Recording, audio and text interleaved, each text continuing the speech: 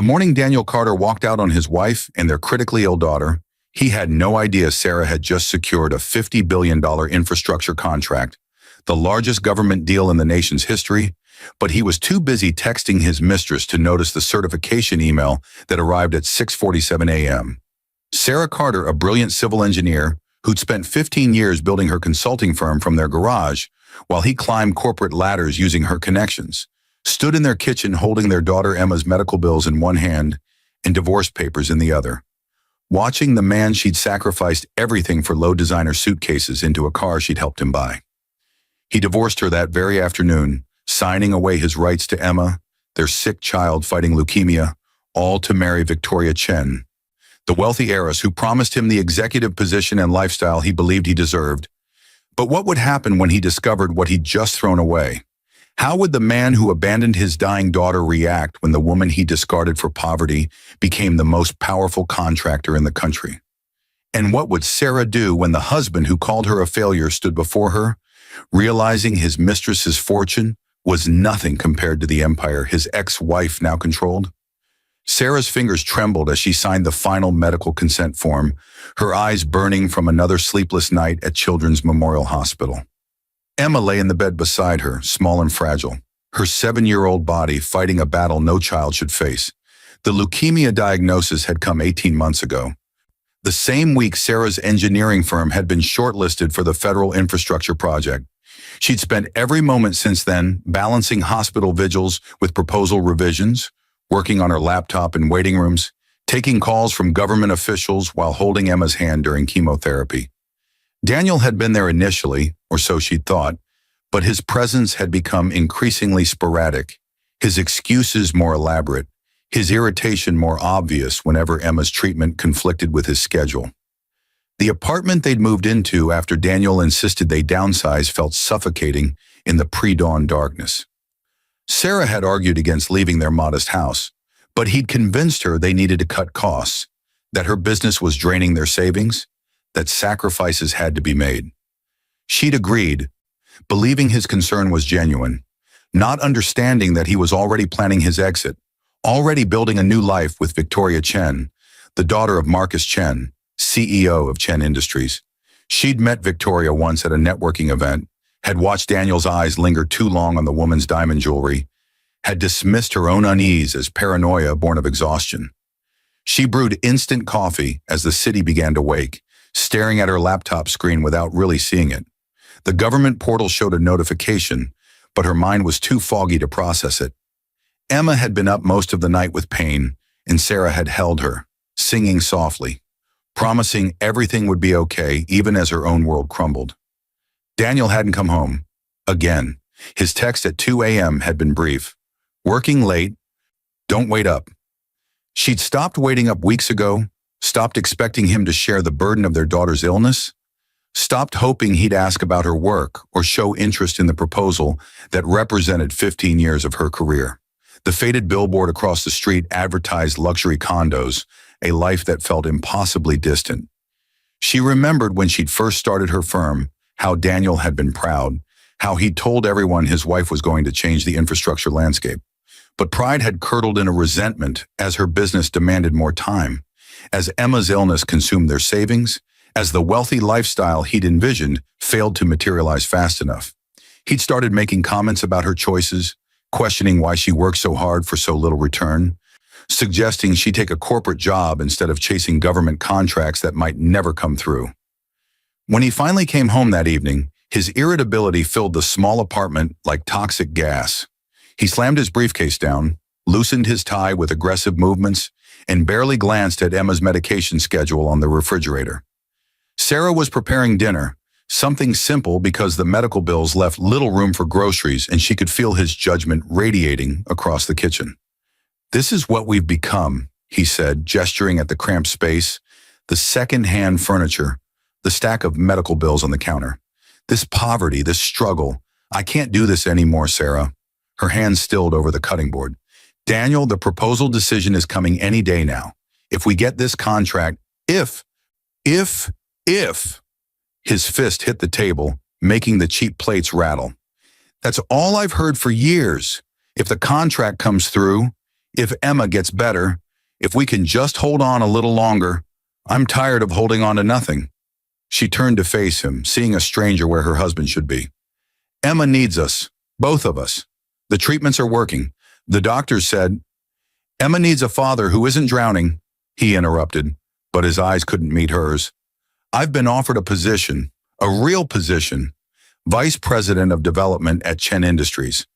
Marcus Chen himself wants me on his team." Something cold settled in Sarah's chest. The Chen family, Victoria Chen's father. His jaw tightened.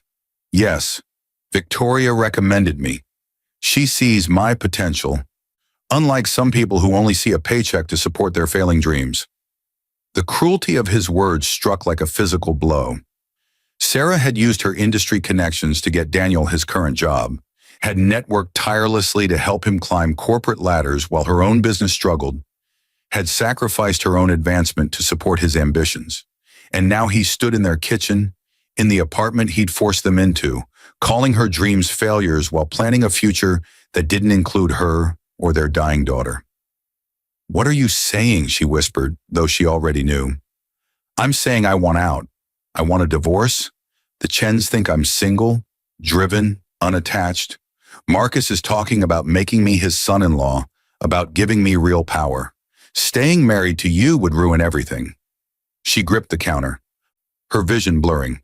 "Emma is your daughter. She's fighting for her life, and you want to abandon her for a job?" "I'll pay child support," he said mechanically, as if he'd rehearsed this. "But I can't be tied to this life anymore. Victoria and her family can give me everything I've worked for. Don't make this harder than it has to be." That night, after he'd packed essentials and left, Sarah sat by the window of Emma's room, watching her daughter sleep. Tubes and monitors, a heartbreaking network around her small body. She'd promised herself she would work harder, sacrifice more, somehow make Daniel happy again. But watching Emma's chest rise and fall, she realized her daughter was the only thing that mattered. Her daughter, and the contract that could save them both. The next morning, Sarah finally opened the email notification that had been waiting since Daniel walked out. Her hands shook as she read it once, twice, 3 times, unable to believe the words on the screen. Her firm, Carter Engineering Solutions, had been awarded the National Infrastructure Modernization Project, a $50 billion contract spanning 10 years, the largest federal infrastructure deal in United States history. She'd won. After 15 years of building her expertise, of innovative designs and sustainable solutions, of proving herself in a male-dominated industry, she'd actually won. She should have called Daniel immediately, should have screamed with joy, celebrated, shared this moment with the man who'd been her partner for 12 years. But Daniel was gone, had already filed divorce papers through his attorney that morning, papers that arrived by courier with cruel efficiency.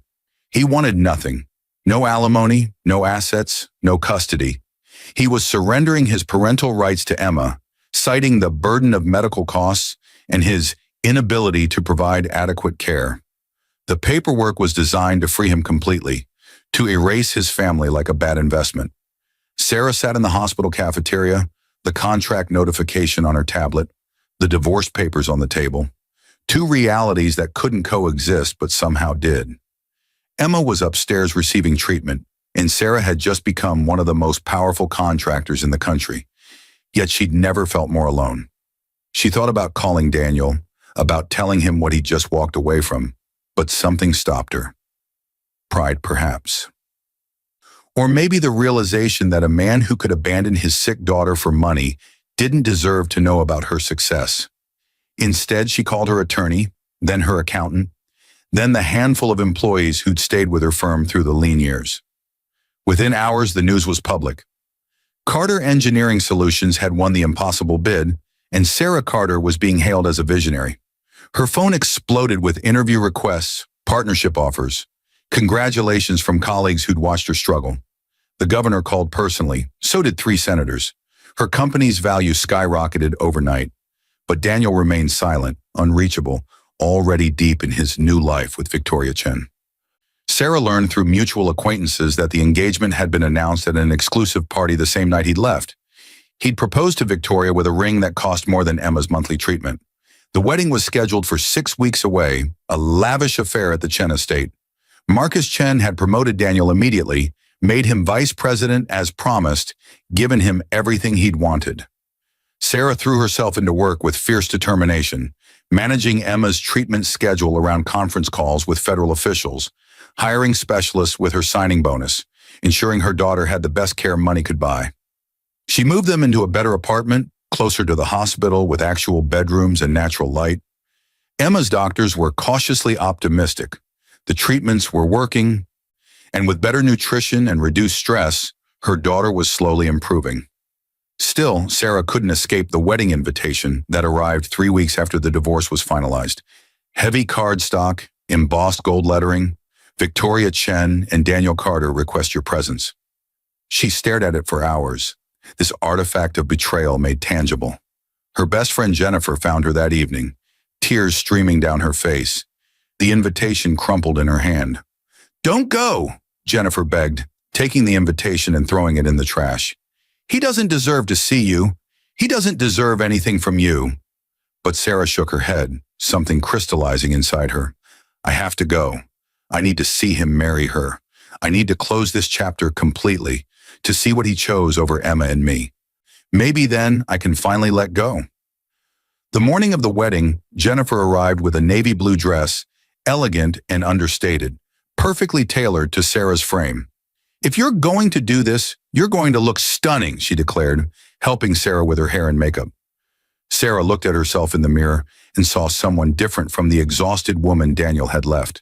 She saw strength, resilience, a woman who'd survived abandonment and emerged more powerful. The Chen estate was magnificent, sprawling gardens and a colonial mansion that spoke of generational wealth. Crystal chandeliers lit marble hallways, and elegant guests in designer clothes filled every corner. Sarah felt their stares immediately, heard the whispered speculation. Who was she? Why was she here? Didn't she know this was Victoria Chen's day? Some recognized her from recent business news, their whispers turning to confusion. Sarah Carter, the infrastructure mogul? What was she doing at Daniel Carter's wedding? She stood at the back of the ceremony hall, Jennifer's hand tight in hers, watching Daniel wait at the altar. He wore a custom tuxedo, looked polished and confident, every inch the successful executive he'd always wanted to be. When Victoria appeared in her designer gown, $50,000 of lace and silk, Daniel's face lit with the ambition Sarah had once mistaken for love. They exchanged vows she couldn't bear to hear, promises that should have been sacred, words that meant nothing to a man who'd broken them so easily before. At the reception, the whispers grew louder. Daniel had spotted her, his face draining of color, but Victoria was oblivious, radiant in her happiness. Sarah accepted champagne from a passing waiter, her composure perfect, even as her heart ached. She'd come for closure, to prove to herself that she could survive this, that his choice couldn't destroy her. Daniel's mother, Patricia, approached with ice in her eyes. "You shouldn't be here," she hissed quietly. "Haven't you embarrassed yourself enough? My son has moved on to better things. Don't cause a scene." Sarah met her gaze steadily. "I came only to wish Daniel happiness. I have no intention of causing trouble. I'm leaving soon." But before she could go, Marcus Chen took the microphone, his voice commanding the room's attention. He spoke eloquently about family values, about trust, about the importance of integrity in business and marriage. Sarah felt Jennifer tense beside her, sensed something building in the air. "Before we celebrate this union," Marcus continued, his expression hardening, "I need to address something that's come to my attention. I built my company on honesty, and I expect the same from those who join my family. 2 days ago, I received an anonymous report about Daniel's past. I hired investigators hoping to disprove it, but what they found was deeply troubling." The room fell silent. Victoria turned to her father, confusion crossing her face. Daniel looked like he might be sick. "Daniel Carter," Marcus said coldly, "presented himself to my family as a single, ambitious professional. But he failed to mention that he was married for 12 years, that he has a 7-year-old daughter fighting leukemia, that he divorced his wife and abandoned his sick child just weeks ago to pursue this relationship." Gasps rippled through the crowd. All eyes found Sarah, still standing at the back, frozen in place. Daniel was shaking his head frantically, but Marcus wasn't finished. His ex-wife is here tonight, as some of you may have noticed. That's Sarah Carter, founder of Carter Engineering Solutions, the woman who just won the largest infrastructure contract in federal history. A $50 billion deal announced the same day Daniel divorced her. The same woman who used her industry connections to advance his career, who supported his ambitions while building her own company, who bore the burden of their child's illness largely alone. Victoria's hand flew to her mouth, her eyes finding Sarah's across the room. The bride looked shattered, betrayed, as the truth unraveled her wedding day. Daniel tried to speak, but Marcus cut him off with a gesture. I cannot in good conscience welcome into my family a man who hides his failures behind lies, who abandons his responsibilities to chase wealth, who discards loyalty when it becomes inconvenient. The position is rescinded. This marriage is canceled. Daniel Carter, you are no longer welcome in my home or my company. The ballroom erupted in chaos. Victoria was crying, her mother holding her as she stared at Daniel with devastated eyes. Guests whispered frantically, their judgment now focused on the groom instead of the uninvited ex-wife. Daniel stood alone at the altar, his carefully constructed new life collapsing around him, his face a mask of humiliation and rage. Sarah remained still, vindicated by truth, but taking no joy in Daniel's public destruction. Jennifer squeezed her hand as Victoria approached, mascara streaming down her face. I'm so sorry, Victoria whispered. He told me you were toxic, that you tried to trap him with a baby, that you'd taken everything from him. I believed him. I'm so sorry about your daughter. How could he leave her? Sarah's voice was steady. Money can't fix a dishonest heart. I hope you find someone worthy of you. Marcus Chen approached next, his expression respectful. Mrs. Carter, I apologize for the role my family played in your pain. Your integrity and resilience in the face of such betrayal is remarkable. If there's anything I can do, there's nothing needed, Sarah said gently. I came for closure, and I found it. I'm going home to my daughter now. As she turned to leave, the crowd parted before her, their earlier mockery transformed to quiet admiration. She walked out with her head high, Jennifer beside her, and surprisingly, Victoria followed them to the entrance. Can I visit? Victoria asked hesitantly. Can I help somehow? With your daughter's treatment? Or your business? Or anything? Sarah studied the younger woman, seeing genuine remorse. When the dust settles, if you truly want to help, come to the Children's Hospital. Emma loves visitors who bring books. In the days following the canceled wedding, Sarah's story spread through the business community and beyond. She became a symbol, the woman who'd been discarded for poverty and emerged a billionaire contractor, the mother who'd fought for her daughter while her husband pursued luxury, the engineer who'd built an empire while the man who'd doubted her fell from grace. Interview requests flooded in, but Sarah declined them all. Her focus was Emma, whose treatment was finally showing significant improvement, and her company, whose workforce was expanding rapidly to meet the contract's demands. Victoria Chen appeared at the Children's Hospital 3 weeks later, her arms full of books and her face free of makeup, looking nothing like the glamorous heiress from the wedding. She and Sarah talked quietly while Emma slept, and something unexpected bloomed between them. Not friendship exactly, not yet, but understanding. Victoria had been deceived, had believed Daniel's carefully crafted lies because she'd wanted to believe in the romance he'd sold her. She was genuinely remorseful, and more than that, she was determined to make amends. Marcus Chen followed his daughter's lead, meeting with Sarah to discuss a potential partnership. His company specialized in manufacturing, while hers focused on design and engineering. Together, they could dominate the infrastructure sector. Sarah listened carefully, remembering how Daniel had painted the Chens as his ticket to success, not realizing that real success came from competence and integrity, not marriage schemes. I'll consider it, Sarah said, but not as charity. If we partner, it's because our companies complement each other, because the work benefits from collaboration. I've built everything I have through merit, and I won't compromise that now. Marcus smiled, respect clear in his eyes. I wouldn't expect anything less. That's why I'm proposing it. The partnership formed slowly, built on professional respect rather than personal drama. Victoria became a regular presence in Sarah's life, visiting Emma weekly, bringing gifts and laughter to the hospital room.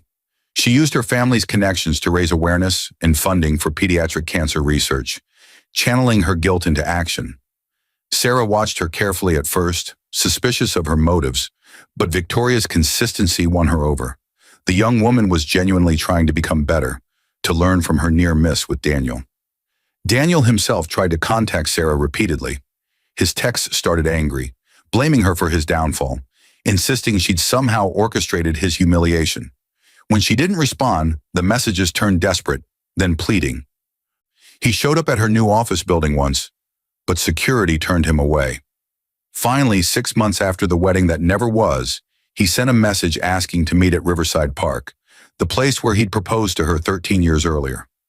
Sarah almost didn't go. Emma was in remission now, her hair growing back, her laughter filling their home again. The Carter-Chen partnership was thriving, creating jobs and revolutionizing infrastructure across 3 states.